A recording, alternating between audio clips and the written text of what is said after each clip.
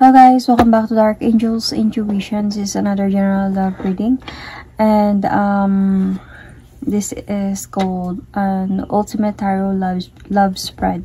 So itong spread na to is a part of my private reading. So if you want to book a private reading with me, just click the description box and tignan niyo yung link sa description box, and kung saan kayo pwede mag-inquire for private personal reading with me. Okay, so anyway, kaninang story to, sinong maka-resonate na to? Hindi lahat, okay, maka-resonate sa reading na to. So takes what resonates and leave the rest. This could be a vice versa. So put yourself in a situation kung saan kayo naka-resonate. And this is a timeless reading. So kung kailan nyo ito mapanood, if naka-resonate kayo, then this might be yours. Okay? So let's see. Kaninong story to, sinong maka-resonate dito, you can comment down below. So anyway, let's start. What is happening? Kaninong story to?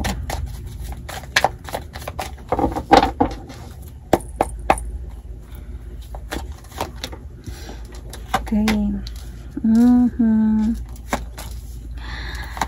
Oh.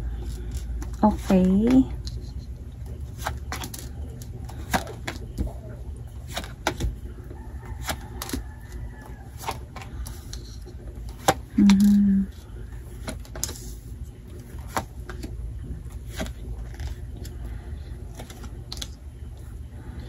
So in the past, your person do really love you. Or meron talagang love dito between you and your person sa past. Let's clarify, because I can see love here, willing to offer love, willing to accept love. May love talaga dito sa past pa lang, or recently. So your person is offering you new beginning. This is a couple reading nga, nakalimutan ko sabihin. Pwede para to sa inyong dalawa, magko-couple dapat nito, hindi pwede single dito. And anyway, I can see that your person is offering you new beginning. Parang nandyan siya para sa'yo na to support you sa mga plano ninyo, sa mga gusto mong mangyari about your relationship. Nandyan siya para sa kanya. It's okay. Okay yun. Kung ano yung gusto mo, yun din yun sa kanya, kasi mahal ka ng person na to. And I can see that you are celebrating your relationship, like merong happiness dito, friendship, maganda yung bonding ninyo in the past. And then suddenly may nakita ko dito parang problem na dumating, and this is a painful problem, painful situation, and one of you walk away here. Feeling ko dito nagkaroon ng juggledness itong person na to. And feeling ko itong person na to is like pinaasa ka nitong person na to. Either ginose ka nito, either sinabihan niya sa'yo na ay, may ayusin lang akong problem, babalikan din kita. Mga ganun mga bagay. Kasi nakita ko at this present naghihintay ka. Parang napapagod ka na nga sa kakaantay sa person na to, kung I think kailan siya magparamdam, kailan siya babalik, kailan niya tutuparin yung mga pangako niya. So nagkaantay ka and willing ka pa din lumaban sa relationship ninyong dalawa.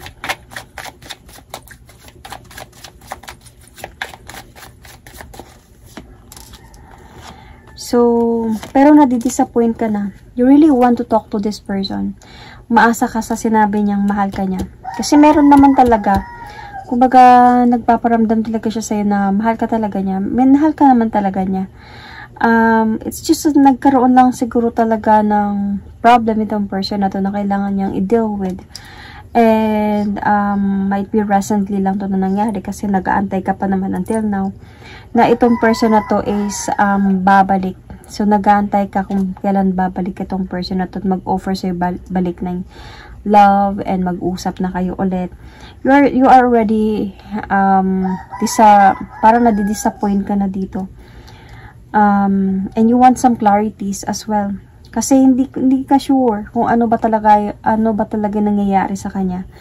Either kasal na ba siya, kasal ba siya, at nagpatuloy ba siya doon, nag-usap na ba sila ulit. Either, sorry about sa ingay, okay? Maaga na kasi. Anyway, you felt very imbalanced. You felt very unfair naman. Unfair naman ito. Feeling ko kasi talaga ginost ka niya.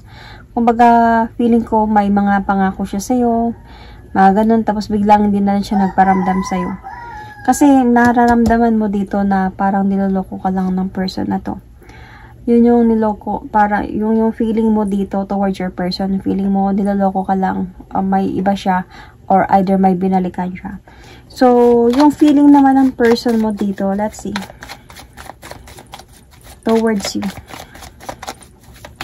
This person do really like you. Gusto ka talaga niya.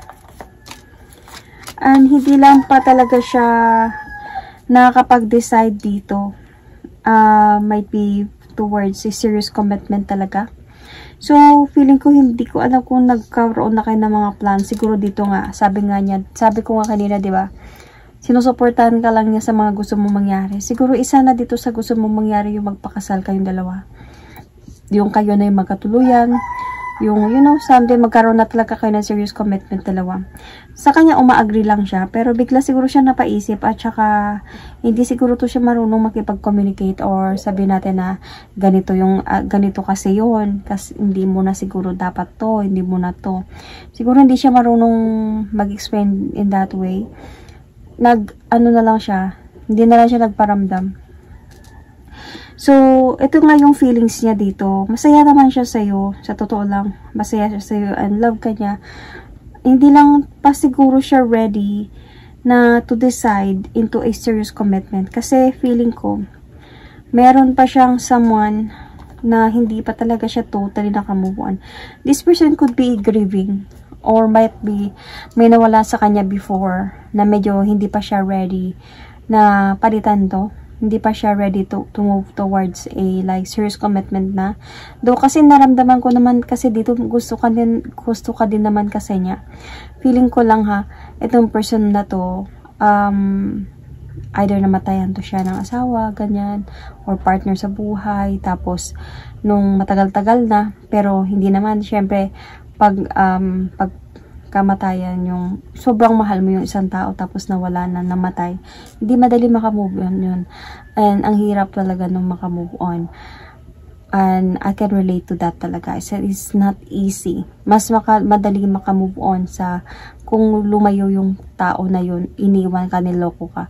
Mas madali makamove on dun kaysa sa kayong dalawa nagmamahalan kaysa biglang nawala, biglang namatay.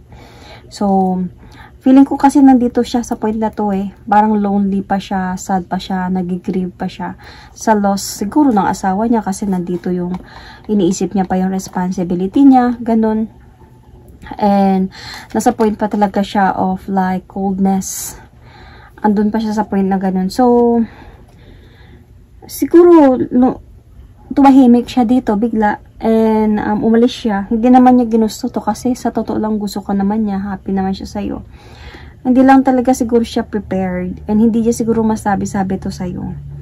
So, yun yung feelings ng person mo dito.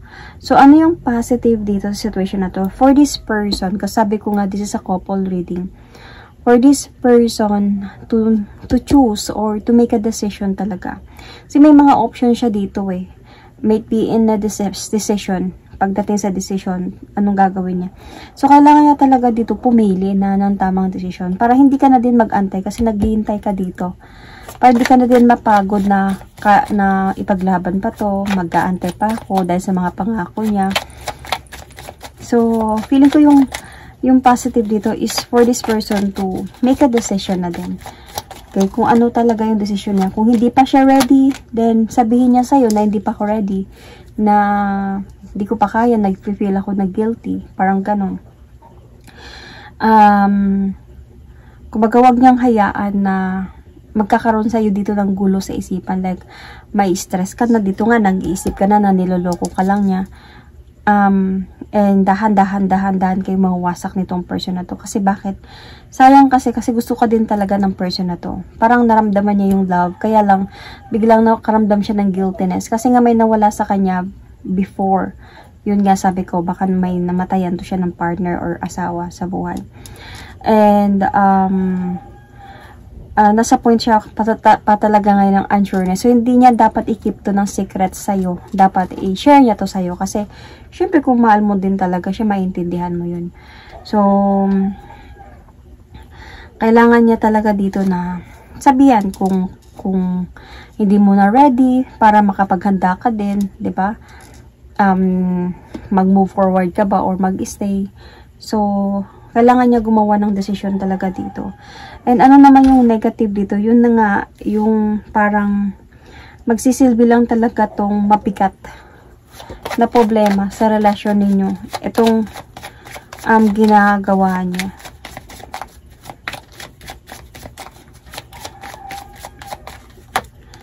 So, sa kakaantay mo sa kanya, nakasasaktan ka na kung kailan ba talaga siya mag-offer sa'yo ng new beginning, gaya ng mga pinag-usapan ninyo recently or in the past. Kasi nakakaramdam ka na dito ng betrayals, nasasaktan ka na din. Umasa ka kasi sa pagmamahalan ninyong dalawa. And itong person din na to, feeling ko hindi ka naman din siguro inosente na may nawala sa kanya before. Hindi mo lang alam, parang siguro the way na nag-uusap kayong dalawa is okay na siya. Yun nga, 'di ba? Baka kayo na nga talaga, naging kayo na you thought na hindi na, parang naka-move on na siya. Parang ganun.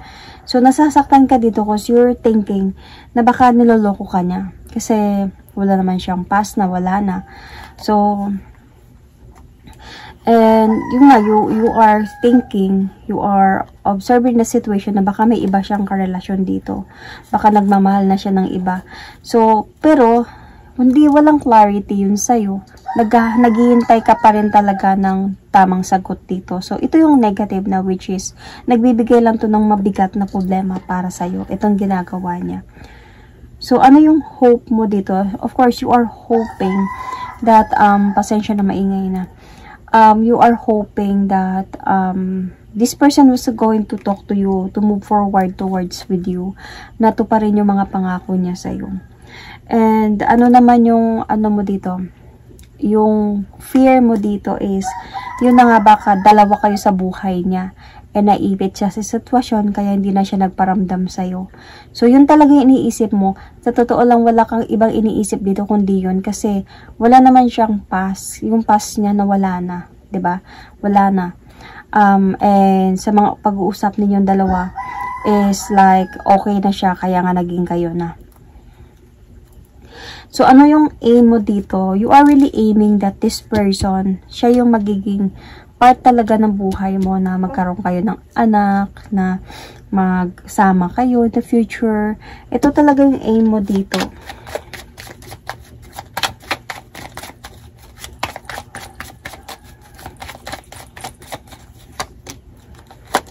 Magulo yung isipan mo kasi yung person mo, kasi you really want dito na magkaroon kayo ng victory together with this person, na magkaroon kayo ng balance connection, maayos yung mga hindi nyo pagkakaunawaan na dalawa. And kaya lang nasa point ka ngayon na na-stress ka sa kakaisip kung ano ba talaga yung katotohanan, bakit siya bigla lang hindi nagparamdam sa'yo. Kasi naniniwala ka pa din talaga na yung pagmamahal na pinakita niya sa'yo is totoo. So, paano ka mag-move on kung hindi mo alam even kung paano ka mag-move on dahil sa ginawa ng person na to sa'yo? So, parang para sa'yo, it feels like unfair naman yun. Diba? So, what you need to avoid here, I think sa mga sinasabi, I think this is from your person side. It is not on you. Kasi as I always said, this is a couple reading. Dalawa kayo dito. This is from your person side na hindi niya kailangan makinig sa anumang sasabihin ng iba. Feeling ko may mga, siguro may mga nagdi-disagree. I don't know kung sabi na 1 year pa lang nawala yung asawa mo, ganyan na naman. Baka may mga ganun mga bagay na nakahanap ka agad, parang ganun.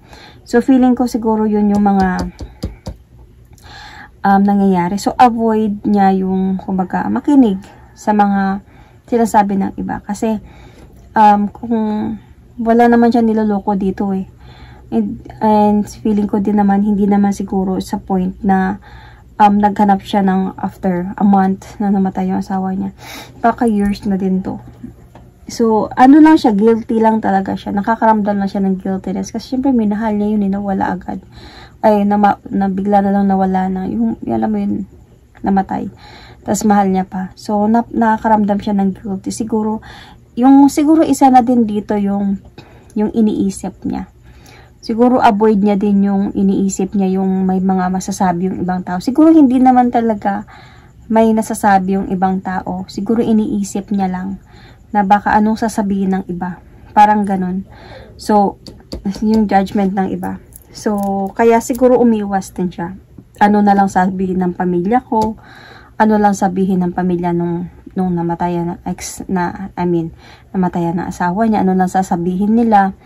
So, ito yung concern niya dito. So, I think, bigla na lang sumagi sa isipan ko na hindi naman siguro may sinasabi yung iba. Siguro yun lang yung iniisip niya. Kaya, and dala na yun ng guiltiness niya. Dahil sa, hindi niya pa talaga siguro kaya. Hindi pa siya ready. Kaya, i-avoid niya yun. So, if kailangan niya pag-isipan ng mabuti yung decision niya. Hindi niya kailangan isipin kung ano iisipin ng ibang tao. Isipin niya kung ano talaga yung gusto niya mangyari. Ano yung decision niya dito. And to clear you out as well because you are waiting here. And what is the environmental factor dito is I think there is a changes. Might be, this is destiny. Kasi, itong the Wheel of Fortune is a card of universe. So, parang this could be soulmate. Parang ganun. So, might be this is destiny. Might be you are guiding by the universe sa mga nangyayari sa inyo ngayon. They were going to have a great changes na mangyayari dito sa relationship ninyo. And the other person involved dito, ito na nga, itong reading na to, para to sa nag-grieve na person which nawala. Like me, char.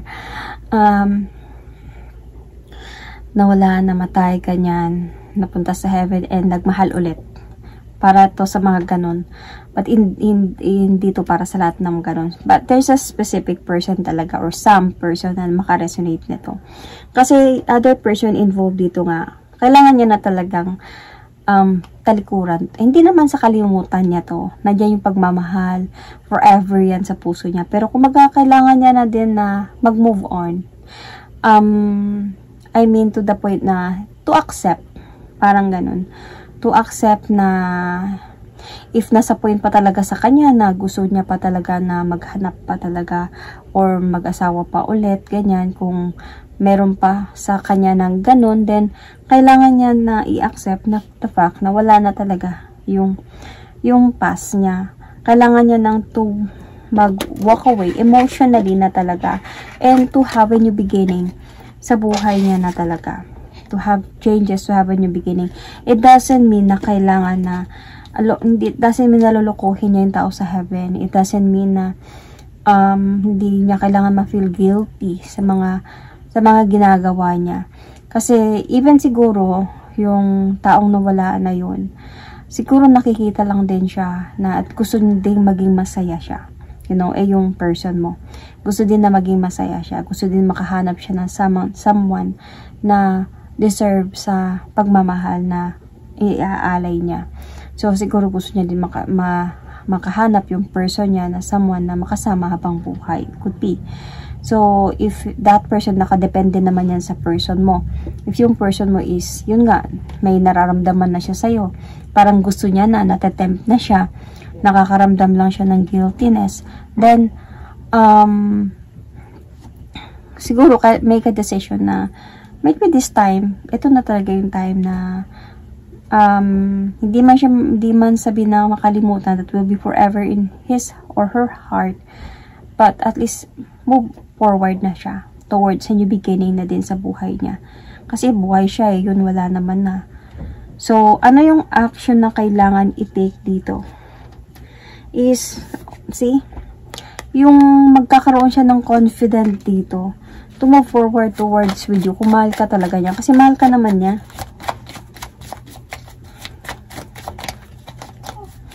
Kailangan lang talaga niya na magkaroon ng confident dito na to move forward towards with you. Hindi yung kumbaga tatalikod na lang siya at hindi na lang siya magpaparamdam. At ikaw naman mag-wonder ka ano na nangyayari, naloloko ba ako nito or what. So, make a decision. Kasi nandito siya sa point sa hindi niya alam eh. Hindi niya alam kung babalik siya sa'yo, papunta siya sa'yo or hindi na lang. Mag-solo flight na lang ako sa buhay ko. Kasi nagigilty ako sa mga ginagawa ko. So, if ando sa point na ano man yung magiging decision niya. So, kailangan parang maglakas loob to siya dito na sabihin niya sa'yo yung totoo. Hindi yung nawawala na lang siya ng bigla-bigla.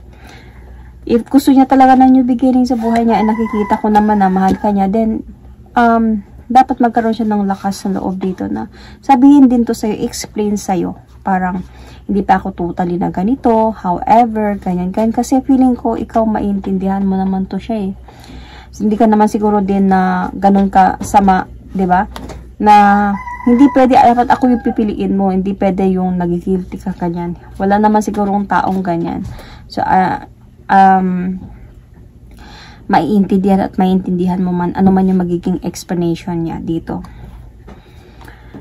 Kasi masasaktan ka kasi talaga dito eh. Masasaktan ka at makakaramdam ka dito ng unsureness. Itong person din kasi na to, parang hindi pa talaga din siya naka-move on sa nangyari sa kanya in the past. And iniisip niya din siguro dito yung mga natira, like siguro mga anak niya. Iniisip niya siguro yung responsibility niya sa father. And tapos ipapasok ka niya sa buhay niya. Ano siguro yung magiging, parang ando siya sa point na okay ba sa'yo na magiging second mother ng mga anak niya or ng anak niya, magiging okay kaya yung sitwasyon. So, pwede niya naman i-explain sa'yo yun. Pwede niya naman ikwento sa'yo yun. Para ikaw, maintindihan mo kung ano man yung magiging decision mo dito, then siguro respeto na lang. Diba? So, because what is the unknown factor here is, habot talaga sa point that this person will give you silent treatment talaga. I think for a long time. Kasi, feeling ko, dito, madidisappoint ka dito eh. Hindi mo ma-appreciate yung ginagawa niya or yung yung ginawa niya talaga sa'yo. Maabot ka pa dito sa point na magmo-move on na lang ako. Move forward na lang talaga ako. Masasaktan ka talaga dito sa ginagawa niya. And masasayang yung pagmamahal na meron sana kayo at the beginning, ang ganda na sana. Tapos biglang ganito. So, I can see lalabo talaga yung connection ninyong dalawa dito. Well, itong person na to, nakikita ko naman dito na feeling ko babalik pa din siya. Parang mag-e-effort pa din siya, pero hindi pa to sa ngayon. Parang mag-e-effort pa din talaga to siya back to you, but not now, not sooner as you expected. Baka sa huli-huli pa to. Magkakaroon, matagal pa. Magkakaroon pa kayo dito ng like pagsubok sa buhay. I mean, miscommunication talaga. And, but this person will come back kasi sobrang attracted siya sa'yo. Hindi naman siya give up eh. Hindi siya let go. Siguro, magpo-focus lang talaga siguro to siya muna. Kumbaga, hayaan niya lang siguro muna talaga na mag-focus muna talaga ako sa anak ko or sa mga anak ko, sa trabaho ko. Pagpatuloy ko lang talaga to kasi baka hindi ko pa talaga kaya, ganyan. Until sa, siguro feeling ko magde-destin talaga din kayo magkita ulit ng person na to. Or mag-meet ulit. Kasi nandito yung soulmate eh. Andito yung destiny, andito yung universe. So, Ano yung magiging outcome ng reading dito is confusion. Let's see about this.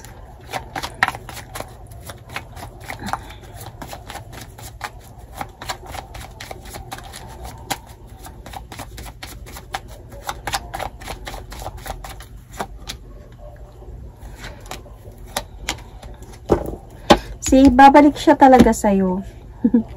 Parang kayo pa magkatuluyan nito eh, 2 of Cups. So, babalik talaga siya sa'yo. Ang confusion kasi dito on your part na uobserbahan mo talaga itong person na to. Na bakit siya bumalik? Anong problema? Anong meron? Parang ganun. But this person, hindi siya gumibap sa'yo. Kumbaga, naka-hold on lang yun siya. Nagpatuloy lang siya sa buhay niya. Kumbaga, binigyan niya lang talaga ng time yung sarili niya na makamove on from what happened sa kanya. But there's a possibility he will going to take the leap of faith towards a new beginning with you and to offer you love, commitment. And there's a possibility I can see happiness here. And feeling ko bigyan ka din ito ng clarity about what is really happening sa kanya. Ano ba talaga yung reason bakit ganun yung nangyari. Because this is about past person na nawala sa buhay niya. So, there's a possibility na magpaparamdam pa rin talaga to siya sa balik sa'yo. And to explain to you everything talaga dito. So, I will not going to make sure that baka kayo na talaga yung meant to be, but there is a possibility. Kasi madami pa din talaga mangyayari na pagsubok sa relasyon ninyo. Masusubukan talaga kayo. But then, ang nakikita ko lang dito is, ito mga nangyayari sa inyo ng communication ngayon. Magkakaroon din to ng communication again kasi babalik at babalik siya. Hindi man to ngayon. But then, magpaparamdam pa to siya ulit sa'yo. So, nasa iyo yung decision kasi I can see during that time, naka-move on ka na, okay ka na nang wala siya. So, nasa iyo yung decision whether to cut him off or her off or to accept this person once again. So, that, I can see signs, sorry, hindi ko nasabi yung signs. I can see Taurus, Capricorn, Virgo, Aquarius, Pisces. Pasensya na ha, maingay na aga na kasi. I can see also here, Libra. Okay, as I said, Taurus, then Sun, Moon, Rising, Venus.